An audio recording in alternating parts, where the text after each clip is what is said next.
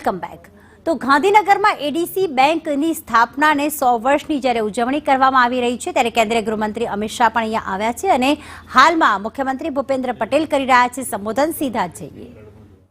Book લોસમાં આવી ગયેલી ADC બેંકને પોતાની આગવી સૂઝ કુને અને વહીવટી કુશળતાથી બેંકને પાટા પર ચડાવી વર્ષોથી ખોટમાં ચાલતી એડીસી બેંક અમિતભાઈના નેતૃત્વમાં પ્રથમ વર્ષથી જ નફો કરતી બેંક બની ગઈ હતી। એક સમયે જ્યારે માધુપુરા બેંક નબળી પડી ત્યારે સહકારી ક્ષેત્ર પરનો લોકોનો વિશ્વાસ ડગી ન જાય તેની પણ ખાસ તકેદારી આપણા અમિતભાઈ શાહ સાહેબે લીધી હતી। આવી સહકારી બેંકો દ્વારા ખેડૂતોને ઓછા વ્યાજે ધિરાણ મળે તે માટે ઇન્ટરેસ્ટ સર્વેલન્સ તથા બેંકોના ફંડનું સલામત રોકાણ જેવા અનેક ઉદાહરણરૂપ પગલાં અમિતભાઈના દિશા દર્શનમાં લેવાયા છે। આદરણીય અમિતભાઈ શાહ દેશના સહકાર ક્ષેત્ર અને સહકારી બેન્કિંગ સેક્ટરમાં પણ અનેક ક્રાંતિ નિર્ણય લીધા છે। અર્બન કોઓપરેટિવ બેંકના ખાતા ધારકો હવે ઘેર બેઠા રોકડ ઉપાડ, રોકડ જમા, કેવાયસી, ડિમાન્ડ ડ્રાફ્ટ અને પેન્શનરો માટે જીવન પ્રમાણપત્ર જેવી વિવિધ બેંકોનું સુવિધાઓનો લાભ લઈ શકે તેની મંજૂરી પણ આરબીઆઈએ આપી છે। એટલું જ નહીં, દેશની 1500 જેટલી અર્બન કોઓપરેટિવ બેંકને આઈટી ઇન્ફ્રાસ્ટ્રક્ચર અને ઓપરેશનલ સપોર્ટ પૂરો પાડવાનું કાર્ય શ્રી અમિતભાઈ કરી રહ્યા છે।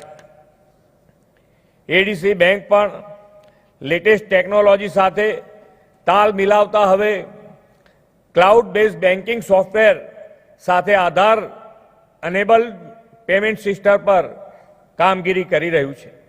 સમગ્ર સહકારી સેક્ટર અમિતભાઈના દિશા દર્શનમાં સસ્ટેનેબલ ડેવલપમેન્ટ અને ગ્રોથ તરફ આગળ વધ્યું છે। હવે આદરણીય શ્રી નરેન્દ્રભાઈ મોદી અને અમિતભાઈ શાહના દ્રષ્ટિવંત આયોજનથી સહકાર સે સમૃદ્ધિની દિશા મળી છે અને ગુજરાત તેમાં અગ્રેસર રહ્યું છે। તેમના નેતૃત્વમાં દેશમાં સહકારી ક્ષેત્રની ક્રાંતિકારી વિકાસ થયો છે।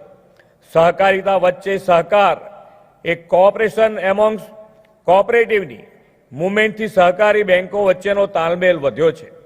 એડીસી બેંકની આ શતાબ્દી દેશના અમૃતકાળમાં ઉજવાઈ રહી છે તે પણ એક સુયોગ છે।